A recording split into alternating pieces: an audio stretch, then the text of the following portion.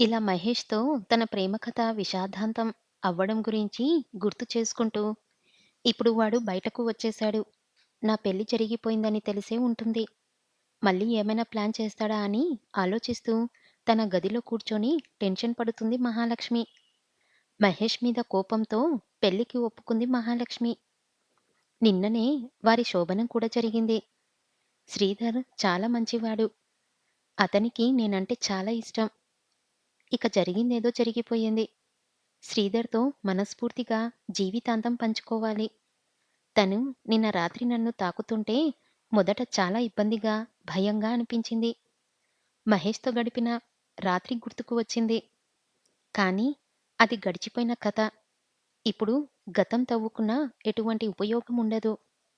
అందుకే శ్రీధర్‌తో మంచిగా ఉండటానికి ప్రయత్నిస్తున్నా. కానీ మహేష్ సైలెంట్‌గా ఉంటాడో, లేదా మళ్ళీ ఏదైనా నా గొడవ చేయడానికి చూస్తాడని భయంగా ఉంది. "ఏం ఆలోచిస్తున్నావు మహా?" అన్న శ్రీధర్ గొంతుతో ఉలిక్కిపడి చూసింది. మన పెళ్లయిన రోజు నుండి గమనిస్తున్నా. ఎప్పుడూ ఏదో ఒకటి ఆలోచిస్తూ డల్లుగా ఉంటున్నావు. ప్రాబ్లమ్ ఉంటే నాకు చెప్పు. షేర్ చేసుకో నాతో అన్నీ. మీ అమ్మానాన్నలు దగ్గర లేరని బాధపడకు. ఆడపిల్లకు పెళ్ళయ్యాక అమ్మా, నాన్న, అన్నా, తమ్ముడు అన్నీ భర్తే. ప్రాబ్లమ్ ఏమీ లేదండి. కొత్త ప్లేస్ కదా! అంత ఫ్రీగా ఉండలేకపోతున్నా. అంతే. సరే మహా! సాయంత్రం బయట రెస్టారెంట్‌కి వెళ్లి డిన్నర్ చేద్దాం. ఓకేనా? ఓకే. పోలీస్ స్టేషన్ నుండి బయటికి వచ్చాక మహేష్‌కి తెలిసింది. తను స్టేషన్‌లో ఉండగానే వేరే సంబంధం చూసి పెళ్లి కూడా చేశారని. తన తిన్న దెబ్బలకు, తాలుకు గాయాలు నొప్పెడుతున్నా మహాలక్ష్మి చేసిన గాయం అంతకు 100 రెట్లు నొప్పిగా ఉంది. ఇంటికి వెళ్లి పడుకున్నా నిద్ర రావడం లేదు. పోలీసులు అన్ని రికార్డింగ్‌లు, ఫోటోలు డిలీట్ చేసినా తన మొబైల్‌లో అన్నీ భద్రంగా ఉన్నాయి. తను మాట్లాడిన మాటలు అన్నీ ఓపెన్ చేసి వింటున్నాడు. తాము మాట్లాడుకున్న ఆ మాటలు వింటుంటే కళ్ళలో నుండి నీళ్లు ధారాపాతంగా కారిపోతున్నాయి. తమ పెళ్లి, పిల్లలు, వారి భవిష్యత్తు, తమ డ్రీమ్ హౌసు, విదేశాలకు టూర్‌లు, ఇలా ఎన్నో కబుర్లు, ముద్దులు, ముచ్చట్లు ఇవన్నీ మర్చిపోయి నన్ను వదిలేసి ఎలా వెళ్ళిపోయావు మహా! ఇంతేనా నీ ప్రేమ? కబుర్ల వరకేనా? తల్లిదండ్రులను ఎదిరించలేకపోయావు? ఒప్పించలేకపోయావు? కనీసం ఇప్పుడే పెళ్లి కాకుండా కూడా ఆపలేకపోయావు? నా గురించి అంతా తెలుసు. నువ్వు కూడా వాళ్ళ మాటలు నమ్మి నన్ను మోసగాడిని అంటున్నావు. ఇలా ఆలోచిస్తూ తలపోటు మొదలైంది మహేష్‌కి. తల పగిలిపోయేలా ఉంది. దేవుడా! నా వల్ల కావడం లేదు. చావలేకపోతున్నాను. బతకలేకపోతున్నాను. ఏమిటి ఈ నరకం? నాకు బతికుండగానే ఏం పాపం చేశాను నేను? ప్రేమించడమేనా? నాకు జరిగిన అన్యాయంలో తప్పెవరిది? శిక్ష ఎవరికి పడాలి? ఏం శిక్ష వెయ్యాలి? నన్ను వదిలేసి తను హాయిగా ఇంకొకరిని పెళ్లి చేసుకోవటం న్యాయమేనా? కాదు. నాకు చాలా అన్యాయం జరిగింది. వాళ్ళే తప్పు చేసి నన్ను పోలీసులతో కొట్టించారు. నేను ఇది జీవితంలో మర్చిపోలేను. ముందుకు సాగలేను. ఎలా? ఏం చెయ్యాలి? చేస్తా. ఏదో ఒకటి చేసి నాకు వాళ్ళు చేసిన అన్యాయానికి శిక్ష పడేలా చేస్తా. అప్పుడే నాకు మనశ్శాంతి. మా అమ్మ ఆత్మకు శాంతి అని దృఢంగా అనుకున్నాడు మనసులో. శ్రీధర్, మహాలక్ష్మి చక్కగా రెడీ అయ్యి రెస్టారెంట్‌కి వెళ్లి భోజనం చేస్తున్నారు.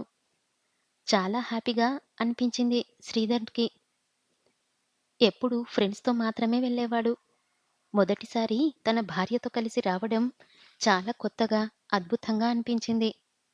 అలా ఇద్దరూ కలిసి చికెన్ బిర్యానీ తిని సరదాగా కబుర్లు చెప్పుకుంటూ ఇంటికి వచ్చేశారు. అప్పటికే టైం రాత్రి 9 అయింది. మహాలక్ష్మి ఫ్రెషప్ అయ్యి బెడ్‌పై కూర్చొని శ్రీధర్ కొనిచ్చిన ఫోన్‌లో ఫీచర్స్ చూస్తుంది. శ్రీధర్ హాల్‌లో కూర్చొని అమ్మ వాళ్ళతో మాట్లాడుతున్నాడు. అతని ఫోన్‌లో ఫేస్‌బుక్‌కి మెసేజ్ వచ్చింది. హాయ్ బ్రో, బాగున్నారా? అని. ఎవరో మహేష్ ఫేస్‌బుక్‌లో ఫ్రెండ్ రిక్వెస్ట్ పంపితే యాక్సెప్ట్ చేశాడు పొద్దున్నే. ఎవరు? ఈ మహేష్ ఎవరో తెలిసిన వాళ్ళే అయుంటారు అనుకొని, హాయ్ మహేష్, నేను బాగున్నా. కానీ నేను గుర్తుపట్టలేదు. సారీ. ఎవరు నువ్వు? అని మెసేజ్ చేశాడు శ్రీధర్. నా అనుకున్న వాళ్ళే నన్ను మర్చిపోయారు సార్. నేనెవరో తెలియని మీకు నేనెలా గుర్తుంటాను? మీరు చెప్పేది నాకేం అర్థం కాలేదు. నాకు మీకు తెలియదా? ఓకే. ఊరికే ఫ్రెండ్ రిక్వెస్ట్ పంపారా? నేనెవరో మీకు తెలియదండి. కానీ మీరెవరో నాకు తెలుసు. ఎలా? నేను మీ మిసెస్ మహాలక్ష్మి క్లాస్‌మేట్‌ని. Oh! Really? Nice to meet you Mahesh. Thank you bro. మా పెళ్ళికి రాలేదా మరి నువ్వు? నాకు చెప్పకుండా చేసుకుందిలెండి. అవునా? హడావుడిగా జరిగిపోయింది మహేష్. మేబీ అందుకే చెప్పలేదేమో. అంతే అయ్యుంటుంది. ఆమెకు ఎప్పుడూ హడావుడేలెండి. హహహ! Okay Mahesh. Chat you later. Bye. Good night అని ఫోన్ పక్కన పెట్టి తన గదిలోకి వెళ్ళాడు. వెళ్ళేసరికి మహాలక్ష్మి ఫోన్ అలాగే చేతిలో పట్టుకొని పడుకుండిపోయింది. అయ్యో! నిద్రపోయిందా ఏంటి కొంపతీసి? పెళ్ళైన 4 రోజులకే ఇలా నిద్రపోతే ఎలా అమ్మా? అని నవ్వుకుంటూ మెల్లిగా తన భుజంపై చెయ్యి వేసి తన నుదిటిపై ముద్దు పెట్టుకున్నాడు. నిద్రపోతుంటే ఎవరైనా అందంగా ఉంటారు. కానీ నువ్వు ఇంకా భలే ముద్దుగా ఉన్నావు మహా! అనుకుంటూ తనని చూస్తూ లేపాలా వద్దా అని ఆలోచిస్తున్నాడు. పోనీలే పాపం అలసిపోయిందేమో! ఈ రోజుకి ఇలా పడుకోనివ్వు అనుకొని మళ్ళీ తన ఫోన్ తీసి ఫేస్‌బుక్ ఓపెన్ చేశాడు. మీతో ఒక ముఖ్యమైన విషయం చెప్పాలని మిమ్మల్ని కాంటాక్ట్ చేశాను బ్రో అని మహేష్ నుండి వచ్చిన మెసేజ్ చూశాడు. అవునా? ఏంటి? చెప్పండి మహేష్.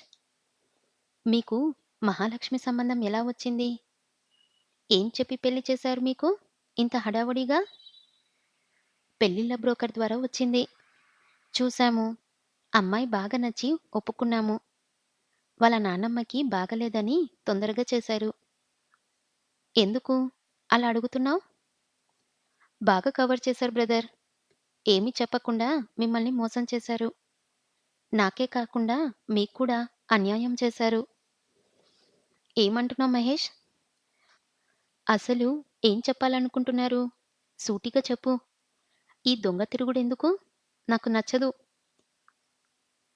మహాలక్ష్మితో తన ప్రేమ, తమ మధ్య జరిగిన అన్ని విషయాలు, తనకు జరిగిన అన్యాయం గురించి మొత్తం మెసేజ్ చేశాడు మహేష్. ఏం మాట్లాడుతున్నావు నువ్వు? నేను ఇలాంటి చెప్పుడు మాటలు విని అమ్మాయి జీవితాన్ని నాశనం చేసే రకాన్ని కాదు. నేను మీకు ఈ విషయాలు ఎందుకు చెప్తున్నానంటే, నా మనసులో బాధ, కోపం, ఆవేశం తగ్గాలంటే అదొక్కటే మార్గం అనిపించింది. నేను చెడ్డవాడిని అనుకోండి, ఇంకా ఏమైనా అనుకోండి. కానీ నేను అన్న ప్రతి మాట వాస్తవం. అయితే ఇప్పుడు నాకెందుకు చెప్తున్నారు? మీకు జరిగిన అన్యాయం మీకు తెలియజెప్పాలని. మీరు ఏ నిర్ణయం తీసుకున్నా నాకు అవసరం లేదు. కానీ మీకు చెప్పాలనిపించింది. అందుకే చెప్తున్నా బ్రదర్. మీరు చెప్పేది నిజమని నేనెందుకు నమ్మాలి? అన్ని రకాల ప్రూఫ్స్ ఉన్నాయి నా దగ్గర. పంపించమంటారా? ఏంటి బ్రదర్ నువ్వు? నా మైండంతా అంత పాడు చేస్తున్నావు. అసలు నీకేం కావాలి? మీకు నిజం తెలియడమే నాకు కావాలి. ఆ తర్వాత ఏం జరిగినా నాకే అవసరం లేదు. ఈవెన్ నాకు ఆమె కూడా అవసరం లేదు. నీకు నిజం చెప్పాలి అనుకున్నా. చెప్పాను. అంతే. సరే. నీ దగ్గర ఏం ప్రూఫ్స్ ఉన్నాయి? నాకు పంపు. వెయిట్ అని తన ఫోన్‌లో ఉన్న వాళ్ళిద్దరూ కలిసి దిగిన ఫోటోలు, వాళ్ళిద్దరూ మాట్లాడుకున్న కాల్ రికార్డింగ్స్ పంపించాడు. అవన్నీ చూసి కాల్ రికార్డ్స్ విన్నాక శ్రీధర్‌కి మహాలక్ష్మిపై కోపం, తన మీద తనకే విపరీతమైన జాలి కలిగింది. అసలు ఇప్పుడేం చెయ్యాలి అనేది ఏమీ అర్థం కాలేదు. తల పట్టుకొని అలాగే కూర్చున్నాడు రాత్రంతా. మహాలక్ష్మి హాయిగా పడుకుండిపోయింది తెల్లవారేదాకా. మహాలక్ష్మి లేచేసరికి శ్రీధర్ పడుకునే ఉన్నాడు. అయ్యో! రాత్రి తన రూమ్‌లోకి వచ్చేసరికి నిద్రపోయానా? పాపం డిసప్పాయింట్ అయ్యాడేమో! లేపాల్సింది నన్ను అనుకొని తన వైపు జాలిగా చూసి కిందికి వెళ్ళిపోయింది. వంటింట్లో ఉన్న వాళ్ళ అత్తయ్య దగ్గరికి వెళ్ళి, "ఏమైనా హెల్ప్ చెయ్యాలా అత్తయ్య?" అని అడిగింది. "లేచావా? ముందు వెళ్ళి ఫ్రెష్ అయ్యి చక్కగా స్నానం చేసి రా." సరే అని వెళ్ళిపోయింది మహాలక్ష్మి. శ్రీధర్ నిద్రలేచి కిందికి వచ్చి ఫ్రెష్ అయ్యి, "అమ్మా! నాకు పనుంది. బయటికి వెళ్ళి వస్తాను" అని చెప్పి వెళ్ళిపోయాడు. మహాలక్ష్మి స్నానం చేసి వచ్చేసరికి శ్రీధర్ లేడు. పనుండి బయటికి వెళ్ళాడని చెప్పింది శ్రీధర్ వాళ్ళ అమ్మ. శ్రీధర్ ఇంట్లో ఉండలేక బయటకు వచ్చాడు. మహేష్ పంపించిన ప్రూఫ్స్‌లో క్లియర్‌గా కనిపిస్తున్నాయి. ఎవరినడగాలి? ఎలా కన్ఫర్మ్ చేసుకోవాలి? ఇంట్లో వాళ్ళకి ఎలా చెప్పాలి? అందరం చాలా సంతోషంగా ఉన్న టైంలో ఇలాంటి నిజం తెలిసింది. దేవుడా! ఇది నిజం కాకపోతే బాగుండు అని మనసులో కోటి దేవుళ్ళకు మొక్కుకున్నాడు. బంగారం లాంటి భార్య దొరికిందని సంతోషపడి 3 రోజులు కూడా కాలేదు. ముచ్చటగా జరిగిన పెళ్లి సంబరం 3 నాళ్ల ముచ్చటే కానుందా? ఇలా ఆలోచిస్తూ వాళ్ళ ఇంటికి దగ్గరగా ఉండే పార్కులో కూర్చున్నాడు. సాయంత్రం దాకా అలాగే కూర్చొని ఆలోచిస్తూ ఉన్నాడు. ఎంత ఆలోచించినా ఏం చెయ్యాలో అర్థం కాలేదు. మహాలక్ష్మి శ్రీధర్ కోసం ఎదురు చూస్తుంది. పొద్దున్నుండి పెళ్ళైన క్షణం నుండి తనకి దూరంగా ఇంతసేపు అసలే లేడు. ఇంతసేపు వెళ్ళాడంటే ఏదైనా పని ఉందేమో అని తనకు తానే సర్ది చెప్పుకుంది. చివరగా శ్రీధర్ ఒక నిర్ణయానికి వచ్చినవాడిలా లేచి ఇంటివైపు బయలుదేరాడు. ఇంట్లోకి వచ్చేసరికి మహాలక్ష్మి హాల్లోనే కూర్చొని మాటిమాటికి డోరు వంకే చూస్తుంది. తన కోసం ఎదురు చూస్తుందని అర్థమైంది. కానీ ఎందుకో తన మొహం చూడాలంటే ఇదివరకట్లా ముచ్చటగా అనిపించట్లేదు. చాలా ఇబ్బందిగా అనిపిస్తుంది. ఈమె వేరేవాడి లవరా? వేరేవాడితో ప్రేమ కబుర్లు చెప్పిందా? వేరే వానితో పీకల్లోతు ప్రేమలో ఉందా? అని మనసులో అనుకుంటూ బోర్ అనిపిస్తుందా ఇంట్లో? అన్నాడు. మామూలుగా మాట్లాడ్డానికి శతవిధాలా ప్రయత్నిస్తూ. అవునండి. పొద్దుననగా వెళ్లారు. తిన్నారా ఏమైనా? అని అడిగింది. ఆ! బయట తిన్నాను. ఇక్కడికి దగ్గరలోనే పార్కుంది. వెళ్దాం పదా? అనగానే లేచి పదండి. నేను రెడీగానే ఉన్నాను అని ఉత్సాహంగా అతనితో బయలుదేరింది మహాలక్ష్మి. ఆమె ఉత్సాహం నిన్నటిదాకా అతనికి బాగా నచ్చింది. కానీ ఇప్పుడు వెగటు పుట్టిస్తుంది. ఆమెకి బైక్‌పై ఎక్కించుకొని పార్కుకి తీసుకెళ్ళాడు.